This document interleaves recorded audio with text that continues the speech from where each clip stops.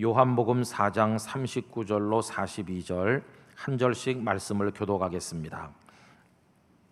여자의 말이 내가 행한 모든 것을 그가 내게 말하였다 증언하므로 그 동네 중에 많은 사마리아인이 예수를 믿은지라.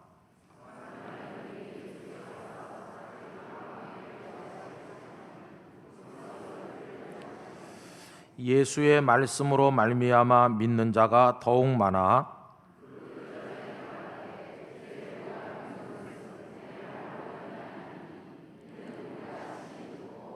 그가 참으로 세상의 구주신 줄 알미라 하였더라. 아멘. 어느 교회에 교회 생활을 차분하게 잘하는 자매가 있었습니다. 그 남편 되는 이는 전문직에 종사하면서 경제적인 수입도 썩 괜찮아서 경제적으로도 넉넉했다고 합니다. 아이들도 잘 자라고 아무 걱정도 없는 가정이었습니다. 그리고 그 가정은 교회에서 사람들에게 칭찬도 많이 받았다고 합니다. 그런데 이게 웬일입니까? 어느 날 그 자매가 목사님을 찾아와서 이유는 말하지 않은 채 눈물을 뚝뚝 흘리면서 이 교회를 떠나겠노라 그렇게 말을 했다는 겁니다. 목사님께서 설득을 했지만 별 효과가 없었고 결국 그 가정은 다른 교회로 옮겨가게 됐습니다. 그런데 참 이상한 것은 옮겨간 그 교회에서도 오래 있지를 못하고 또다시 다른 교회로 옮기게 되었다는 것입니다. 처음에는 그렇게 옮겨 다니는 이유를 알지 못했는데 나중에 밝혀진 연유는 이렇습니다. 어느 날 그 자매가 예배를 마치고 교회 뜰에 내려갔다가 어떤 사람을 만나서 깜짝 놀랐어요. 왜냐하면 이 자매가 어렸을 때부터 그 자매가 성장하는 모든 과정을 다 지켜본 사람, 그리고 그녀의 가정 형편을 다 알고 있는 사람을 만난 것입니다. 이제 그분이 그 교회를 출석하게 되면서 교회 뜰에서 만났는데 그날 이후로 이 자매의 얼굴에서는 웃음이 사라지고 마음에 불안과 두려움이 찾아오게 됐습니다. 왜냐하면 이 자매는 어린 시절에 아주 어렵게 살았고 그녀의 가정은 참 남에게 말하기 어려울 정도로 마음 아픈 사연, 남 부끄러운 사연, 수치스러운 일 그런 것들이 많이 있었다는 겁니다. 그런데 그 과거 지사를 다 알고 있는 사람이 그 교회에 등장하고 보니까 그날부터 마음이 불안해진 겁니다. 그로 인해서 자신의 과거 지사가 모든 교인들에게 노출되면 어떻게 하나 전전긍긍하던 끝에 그 자매는 결국 남편을 졸라서 그 교회를 떠나게 된 것이었습니다. 그녀는 성장한 이후에 타지에 나가 잘 살았고 믿음 있는 남자를 만나 예수님을 믿고 결혼도 해서 오늘까지 잘 살았건만 그런 생각지 못했던 일로 인해서 정든 교회를 떠난 것이었습니다. 다른 교회로 갔는데 얼마 후에 그 교회에도 또 그녀의 과거 지사를 아는 사람이 등장을 하는 바람에 또다시 다른 교회로 옮기게 되었다는 것입니다. 교우 여러분, 이 이야기가 남의 이야기처럼 들리십니까? 나는 네가 그의 여름의 한 일을 알고 있다. 그런 영화가 있잖아요. 우리는 다 죄인이고 수치스러운 과거가 있기 때문에 그게 누군가에 의해서 드러나기를 바라는 사람은 아무도 없을 것입니다. 혹시 내 과거를 아는 사람이 있으면 얼마나 마음이 불편하고 그 사람이 그 비밀을 남들에게 말할까 봐 두려운 생각을 가지겠습니까? 여러분, 이런 내용을 소재로 삼은 영화나 소설들이 많은 가운데 대표적인 것을 이야기한다면 빅토르 위고의 레미제라블이 아니겠습니까? 그 속에 장발장이 주인공으로 등장하는데 19년 동안 감옥에 있었고 그 이후에도 마음에 걸리는 일들이 있었습니다. 그러나 그 당시 장발장은 어느 도시의 시장님으로 선출이 돼서 과거가 다 묻힌 채로 존경받는 사람으로 사람들 앞에서 박수 받으며 살고 있지 않았습니까? 그런데 어느 날 그가 감옥에 있을 때 그 감옥의 간수였던 사람이 이제는 경감으로 승진을 해서 형사 나리가 되셔서 자베르라는 이름으로 자베르 형사가 그 앞에 등장한 것입니다. 장발장의 과거를 다 알고 있는 사람. 자베르가 등장하는 그때부터 이 소설은 긴장감이 높아지면서 그걸 축으로 해서 이야기가 전개된다는 걸 우리 교우님들이 이미 다 알고 계실 것입니다. 어차피 세상에는 완전하게 완벽하게 산 사람이 하나도 없고 보면 다 각자 속에 정도의 차이는 있겠지만 남에게 털어놓고 싶지 않은 과거가 있을 거 아닙니까? 그래서 불편한 감정을 모두가 다 가지고 있는 것이라고 말할 수밖에 없을 것입니다. 그런 사람이 나타나면 도망을 가거나 얼굴을 마주치지 않으려고 내 스스로가 다른 곳으로 옮기려 하지 않겠습니까?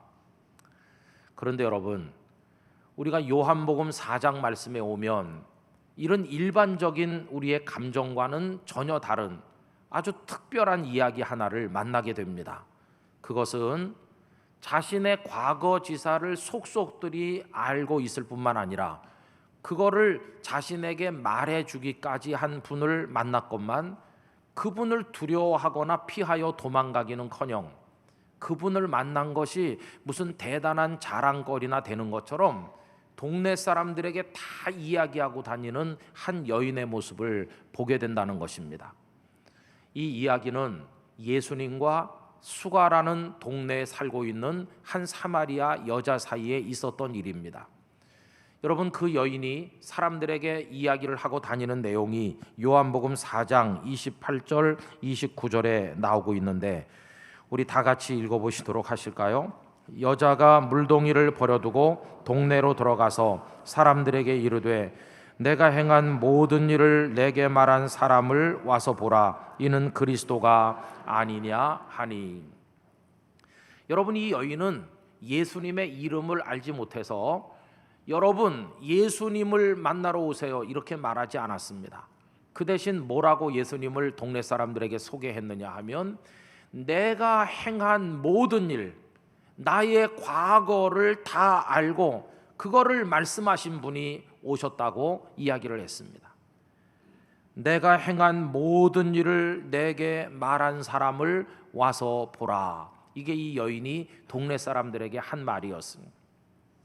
여러분, 나는 참 부끄러운 과거를 가진 더러운 여자인데 내 인생을 속속들이 아시는 분이 우리 마을에 오셨으니 그분이 우리가 기다린 그리스도 메시아가 아니겠습니까? 틀림없이 그분이 그리스도인 것 같은데 여러분들도 오셔서 그분을 만나보세요 이렇게 말을 했다는 것입니다. 여러분, 이 이야기의 맥락은 다 아시는 그대로입니다. 예수님 당시 유대 사람들은 사마리아 사람들이 이방인들과 피도 섞이고 신앙도 다 혼합되어서 그들이 더러워졌다고 생각을 해서 사마리아 사람들을 상종하지 않았고 아주 경멸하였습니다. 당연히 사마리아 사람들이 사는 집단촌에는 들어가지 않았고 다 뱅뱅 우회하거나 자회해서 다녔다는 거 우리가 알고 있습니다. 그런데 예수님은 다르셨습니다. 예수님께서는 사마리아인이라고 경멸하신 일이 없을 뿐만 아니라 사마리아 사람들이 모여 사는 동네에도 조금도 거리낌 없이 그 마을로 드나들곤 하셨습니다.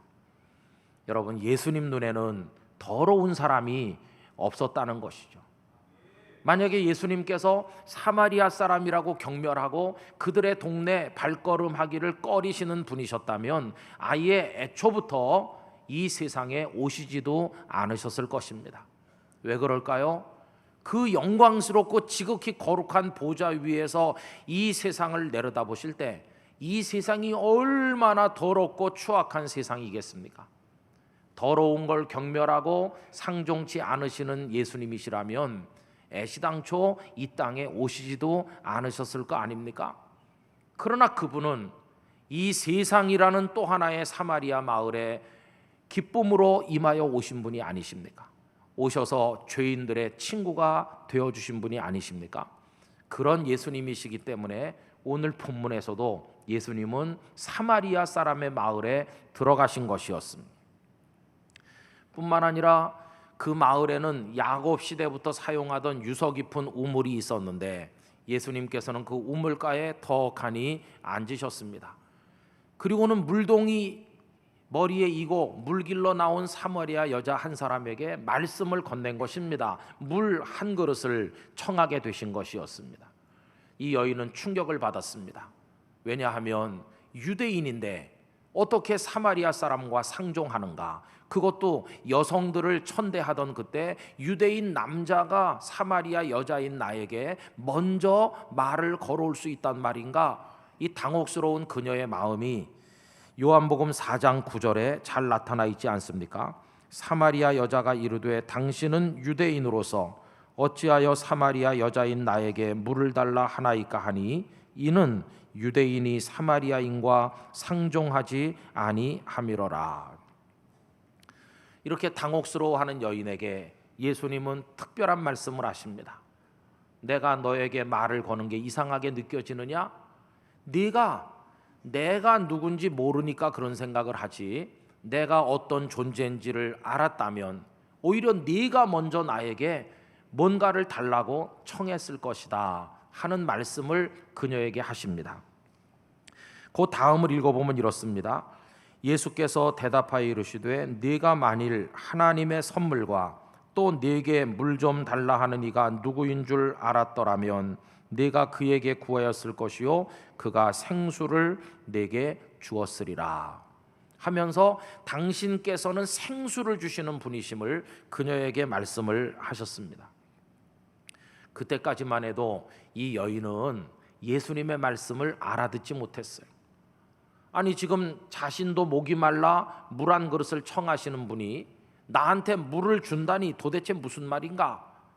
야곱은 위대한 하나님의 사람이었기 때문에 이 우물을 파서 우리 자손 대대로 마실 수 있도록 해줬지만 이분이 지금 물기를 그릇도 하나 없고 두레박도 없으면서 어디서 물을 길어서 날 준단 말인가? 이 양반 좀 이상한 분인 것 같아 하면서 오히려 여자가 예수님께 이상한 질문을 하죠. 요한복음 4장 11절 12절 여자가 이르되 주여 물기를 그릇도 없고 이 우물은 깊은데 어디서 당신이 그 생수를 얻겠사옵나이까? 우리 조상 야곱이 이 우물을 우리에게 주셨고 또 여기서 자기와 자기 아들들과 짐승이 다 마셨는데 당신이 야곱보다 더 크니까? 이렇게 약간은 힐문하듯이 예수님께 이야기를 하였습니다. 그때 아직 눈이 열리지 않고 귀가 열리지 않아 예수님을 알아보지 못하는 여인에게 예수님께서는 당신이 주시겠다는 생수가 어떤 것인지를 더 분명하게 말씀하십니다.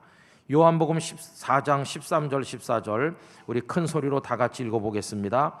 예수께서 대답하여 이르시되 이 물을 마시는 자마다 다시 목마르려니와 내가 주는 물을 마시는 자는 영원히 목마르지 아니하리니 내가 주는 물은 그 속에서 영생하도록 솟아나는 샘물이 되리라. 할렐루야.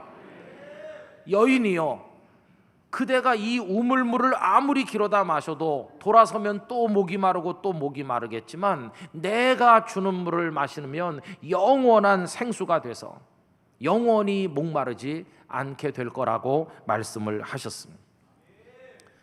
이 여인은 조금 이분이 특이하다는 걸 알게 됐습니다. 이분이 어떤 분인지 정확히 알진 못하지만 이분이 말씀하는 게 일반 사람들하고는 다르고 이분이 뭘 주신다고 하는데 이분에게 뭔가 있겠다 하는 그런 마음이 들기 시작했습니다. 그래서 정말 이분이 뭔가를 주실 수 있는 분이라면 기왕이면 나도 얻었으면 좋겠다 하는 마음이 들어서 그 여인이 이렇게 말합니다. 여자가 이르되 주여 그런 물을 내게 주사 목마르지도 않고 또 여기 물 기르러 오지도 않게 하옵소서. 그런 물이 정말 있다면 저한테도 좀 주세요. 이렇게 이야기를 한 것이었습니다. 여러분, 예수님께 물을 달라고 청하는 이 여인의 모습을 어떤 사람이 옆에서 보고 있다면 이 여인을 어떤 여자로 생각했겠습니까? 아, 저 여인은 험하게 막사로운 여자는 아닌가 보다. 저 여인의 영혼 속에 뭔가 거룩한 것, 영원한 것 이런 걸 바라보는 갈망이 있지 않느냐. 저 여인은 영적인 목마름을 느끼는 구도자와 같이 살아가는 경건한 여인인가 보다. 이렇게 모르는 사람은 생각을 했을 것입니다. 그러나 여러분, 그녀가 어떤 과거를 가지고 있는지 지나가는 사람은 잘 모르겠지만 예수님까지 속일 수는 없었습니다. 그렇게 말하는 그 여인을 뚫어지게 쳐다보면서 예수님께서는 그녀가 얼마나 인생의 쾌락과 여러 가지 것에 대해 갈증을 느끼는 여성이었었는지, 그 인생의 목마름을 해결하기 위해서 이 여자가 지금까지 도대체 무슨 부끄러운 짓을 하면서 살아왔는지 예수님은 그녀의 과거를 다 알고 계셨습니다. 그래서 예수님은 그녀의 그 과거의 삶을 그녀 스스로 인정하지 않을 수 없도록 만들기 위해서 기습 공격을 가하셨습니다. 갑자기 하시는 말씀이 네 남편을 데려오라. 밑도 끝도 없이 남편 얘기를 꺼내셨어요. 요한복음 4장 16절 이르시되 가서 네 남편을 불러오라. 물 달라고 해서 시작한 얘기가 갑자기 예수님이 주제를 남편으로 돌린 것입니다. 어떻게 됐을까요? 남편 얘기가 나오자 이 여자의 마음은 그냥 그 순간 무너져 내렸습니다. 왜요? 그녀의 가장 아픈 아킬레스건이거든요. 그녀 인생의 가장 수치스러운 부분이 바로 그 남편 이야기거든요. 이 여자는 당황해서 얼버무리고 둘러댔습니다. 난 남편 없다고. 그 다음 귀절이 이래요. 여자가 대답하여 이르되 나는 남편이 없나이다. 여러분, 그럼 시집 안 간 처녀입니까? 남편이 먼저 죽은 과부였나요? 아닙니다. 바로 그 문제가 이 여자의 수치스러운 과거였다는 것입니다. 그래서 남편 없다고 둘러댔어요. 그런데 여러분, 실제 그녀는 어떻게 살아온 여인일까요? 그녀에게는 많은 남자들이 있었어요. 오늘은 이 남자랑 살고 내일은 저 남자랑 사는 식으로 여러 명의 남자들과 살았던 여인이, 그게 지금 숨겨져 있는 거죠. 그런데 지금 그분이 남편 데려오라고 하니까 너무 당황한 것이에요. 그리고 그분은 한술을 더 떠서 남편 없다고 말하는 그녀에게 예수님 당신의 입으로 그녀가 어떻게 살았는지를 다 말씀해 주셨어요. 요한복음 4장 17절 후반절 예수께서 이르시되 네가 남편이 없다 하는 말이 옳도다. 너에게 남편 5이 있었고 지금 있는 자도 네 남편이 아니니 네 말이 참되도다. 남편 없다는 말이 어찌 생각해 보면 맞는 말이지. 왜? 여러 명의 남정네들과 살았지만 하나도 정상적인 너의 남편인 사람은 없었으니까. 여러분, 하나도 내 남편이 아닌데 여러 남자들과 사는 게 뭔지 금방 이해가 안 되시면 이따 점심 잡수실 때 연구해 보시기 바랍니다. 이 여자가 어떻게 살아왔을까요? 그렇게 살아왔어요. 그렇게. 그런데 예수님께서 남편 불러오라고 하니까 둘러댄 겁니다. 남편 없다고. 그랬더니 이분이 어떻게 된 분이신데 자신의 인생을 다 알고 계신 것입니다. 마치 그녀가 요만했을 때부터 옆에서 지켜보기라도 한 것처럼, 그녀가 성장해서 이 남자 저 남자 품으로 전전하는 거를 옆에서 다 보기라도 한 것처럼 예수님 당신의 입으로 그녀의 과거를 지금 다 들춰내신 것입니다. 우리가 어떤 사람 만났는데 그 사람이 우리 과거에 숨겨진 이야기를 다 얘기하면 우리 어떤 느낌을 받을까요? 그 여자는 그날 그 우물가에서 온몸이 떨리는 전율을 느꼈습니다. 그 영혼이 무너져 내린 것입니다. 지금 내가 낯선 한 유대인 남자 앞에 서 있는 게 아니라 뭐라고 형언할 수 없는 어떤 절대적 존재 앞에 발가벗은 듯이 수치가 다 늘어난 채로 서 있다는 사실을 이 여인이 깨닫게 된 것이었습니다. 그래서 그 여인은 항복했습니다. 뭐라고 말합니까? 4장 19절에 보면 여자가 이르되 주여 내가 보니 선지자로소이다. 무슨 얘기일까요? 보통 분이 아니시군요. 저를 숨길래야 숨길 수가 없겠군요. 저를 꿰뚫어 보는 눈이 있으시군요. 당신은 선지자가 틀림없습니다. 당신은 하나님으로부터 오신 분이 틀림없군요. 이러면서 그 앞에 엎드릴 수밖에 없었던 것이었습니다. 여러분, 문제는요, 그 다음 이 여인의 반응이에요.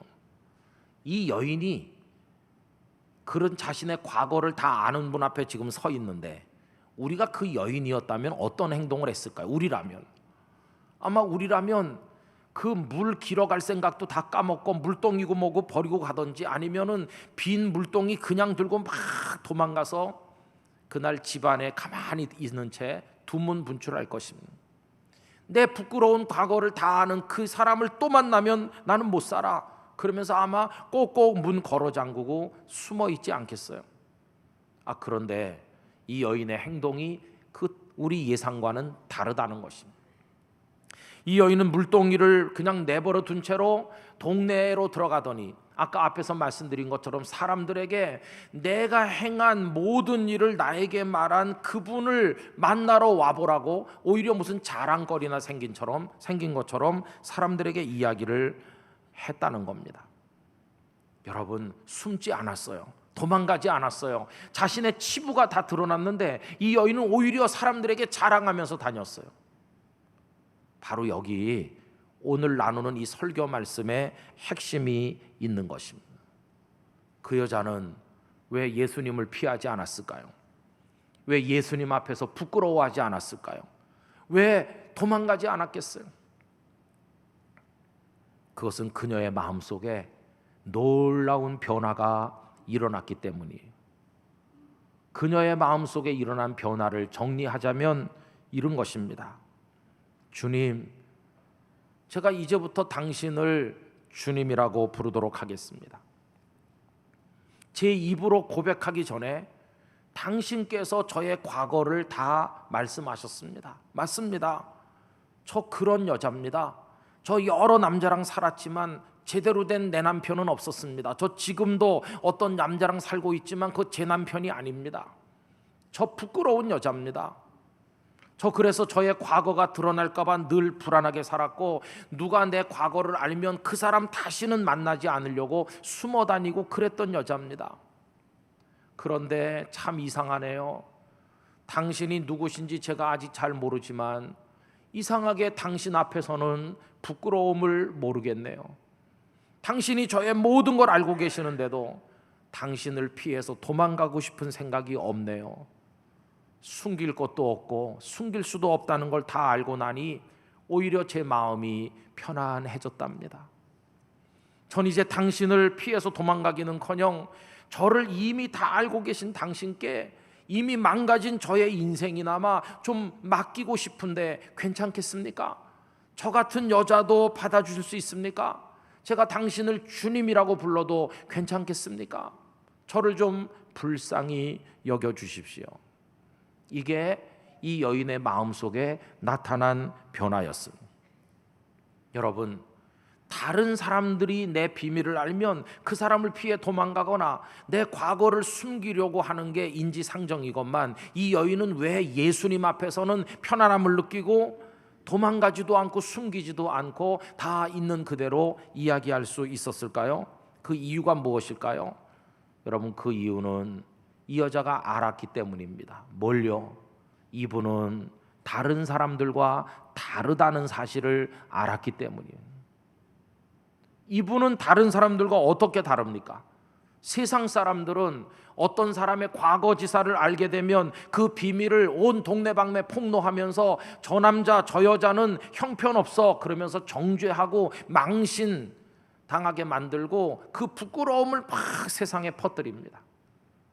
그런데 예수님은 그런 분이 아니셨던 것이, 망신 주지도 않으시고 더럽다고 하지도 않으시고 온 동네방네 다 까발려서 이야기하는 그런 분도 아니셨어요. 예수님은 정죄하지 않으셨어요. 왜 그렇게 하십니까? 한마디로 말하면 예수님께서는 죄인을 사랑하시는 분이셨기 때문이었어요. 여러분, 예수님의 사랑을 아세요? 우리도 다 부끄러운 과거가 있잖아요. 근데 예수님은 어떻게 하시는지 아세요? 예수님은 너는 더러워, 너를 정죄한다, 네 잘못 비밀 그거 숨긴 거 내가 온 세상이 알게 하겠어, 그렇게 하시는 분이 아니세요. 오히려 다가와서 우리를 안아주시면서 우리의 귓가에 속삭이시는 주님이세요. 너 그때 그 실수할 때 내가 알고 있었지. 너 욕망에 눈이 멀었던 거야. 너 연약해서 그때 넘어지는 건 내가 보고 얼마나 안타까워했다고. 난 너의 모든 걸 알고 있어. 그러니 나한테서 도망갈 생각하지 마. 그리고 내 앞에서까지 그렇게 두려워하지 마. 뭐 체면 같은 거 차리려고 하지 마. 내가 너 다 알아. 그러니까 있는 그대로 행동해. 그리고 이 말은 꼭 기억해야 되는데, 나는 너를 정죄하지 않아.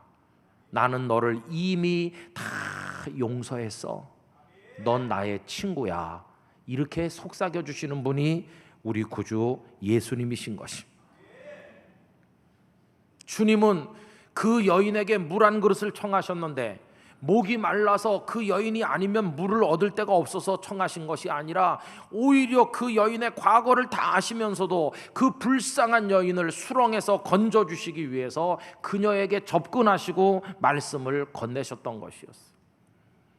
그 예수님은 부끄러운 과거를 가지고 있으면서도 다 숨긴 채 멀쩡한 인생인 것처럼 우리를 위장하면서 그럴듯하게 살려고 하는 이 고단한 우리들에게도 다가오셔서 우리에게 말씀을 건네시고, 우리의 부끄러운 과거를 이야기하시면 나 너 다 알고 있으니까 내 앞에서 숨기려고 하지 말고 도망가지 말고 나를 의지해라. 내가 너를 용서한다고 말씀하시고 우리를 수렁에서 건지기 위해 우리에게 다가오신 주님이신 것이에요. 그 주님 덕택에 이 자리에 우리가 앉아 있는 줄로 믿습니다. 여러분, 오늘 하반기가 시작되는 첫 주일 예배를 드리는 이 시간, 여러분은 앞으로 6달, 아니 남아있는 전 생애를 누구에게 맡기시고 사시고 싶으세요? 저는 저의 과거를 다 알고 계신 그분, 제가 얼마나 연약해서 범죄했는지, 얼마나 수치스러운 생각을 하면서 쓰러지고 실패하며 여기까지 살아왔는지 저라는 존재를 속속들이 알고 계신 저의 주님 예수님께 저의 미래를 맡기고 살려고 합니다. 우리 땅끝 교회 교우들께서도 그렇게 하시게 되기를 바랍니다. 그분은 비유한다면 우리의 주치의와 같으세요. 주치의는 환자가 예전에 뭘 잘못 먹어서 어디가 아픈지, 어떤 실수를 해서 어딜 다쳤는지, 이 사람은 체질적으로 어디가 허약한지 훤히 알고 있는 분이 주치의입니다. 주치의가 내 과거를 안다고 그 주치의를 피해 도망가는 환자는 없습니다. 오히려 자주 가서 선생님 여기가 또 아프고 여기도 아파요 이렇게 말하는 것처럼, 예수님은 이미 우리 인생의 어디가 약점이고 어디가 아픈지를 알고 계신 분이시므로 예수님을 피해서 도망갈 것이 아니라 내 인생 송두리째 들어 예수님 앞에 가져가야 될 줄로 믿습니다. 날 좀 만져주세요 이렇게 맡기면서. 여러분, 예수님은 또 비유하건대 주치의 정도가 아니라 우리들의 어머니와 같으세요. 여러분, 엄마, 어머니 우리를 낳으셨잖아요. 그리고 발가벗고 버둥댈 때부터 우리를 아시잖아요. 우리가 소변 대변도 못 가리고 할 때부터 다 우리를 닦아주시고 토닥거려 주시고 우리를 입히시고 우리를 사랑으로 먹이셨잖아요.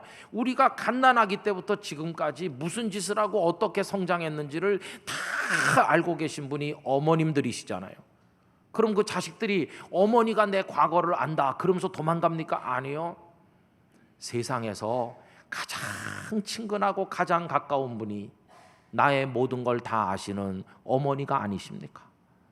그래서 다 큰 어른들도 인생이 고단하고 힘들 때마다 늙어가는 어머니를 찾아가 그 가슴에 얼굴을 묻고 엄마 엄마 그러면서 울곤 하는 거 아닐까요? 여러분, 예수님은 우리 과거를, 우리 존재를 다 아시기 때문에 그래서 부끄러워서 도망쳐야 될 그런 분이 아니시고, 오히려 그분의 품에 안겨서 그분께 우리 모든 연약함을 맡겨야 될 바로 그런 분이 우리 구주 예수님이시라는 말씀입니다. 그래서 저는 너무나 좋아요. 저를 잘 아는 분이 계셔서 너무너무 좋아요. 다른 사람 앞에서라면 도망가야 되겠지만 예수님을 부끄러워할 필요도 없고 예수님 앞에서 부끄러움을 느낄 필요도 없고 그냥 어차피 다 아시는 예수님께 그냥 갖다 맡기면 되는 거예요, 내 인생을. 그래서 여러분, 예수님 만난 걸 자랑하면서 사는 사람이 되고자 하는 것입니다. 나의 행한 모든 일을 다 알고 계시고 다 말씀하시고 그런데도 나를 쫓아내지 않으시고 나를 정죄하지 않으시고 나를 사랑하시고 용서하시는 그분께 나를 맡기겠습니다. 여러분, 이렇게 우리의 하반기 인생을 살아가게 되기를 바라는 것입니다. 여러분, 주님께 맡기십시오. 주님 품으로 나가시기 바랍니다. 그 예수님을 세상에 보내주신 성부 하나님 아버지, 이 더러운 세상에 기꺼이 와주신 우리의 친구가 되어주신 우리 구주 예수님, 그리고 오늘도 눈을 들어 그분을 믿음으로 바라보게 역사하시는 성령님, 이 삼위일체 하나님을 바라보면서 우리의 모든 것을 그분께 맡기고 남은 인생을 살아가게 되기를 원하는 것입니다. 그러면 주님 우리 안아주실 것입니다. 걱정 마. 내 앞에서 체면 차릴 거 없어. 다 용서했어. 나 너 잘 알아. 나는 과거만 아는 게 아니라 너의 미래가 어떻게 돼야 될 것도 알고 있어. 나한테 다 맡겨. 이렇게 우리를 안아주실 것입니다. 우리 땅끝 가족 여러분, 그 넓은 주님의 품 안에 남은 인생을 맡기고 살아가시게 되기를 주님의 이름으로 축원합니다. 다 같이 기도하겠습니다. 사랑 많으신 주님, 우리의 과거지사, 부끄러운 과거, 우리의 현재, 우리의 미래까지 알고 계시니 주님께 저희를 맡깁니다. 오 주여, 저희를 받으시옵소서, 인도하시옵소서. 예수님의 이름으로 기도하옵나이다. 아멘.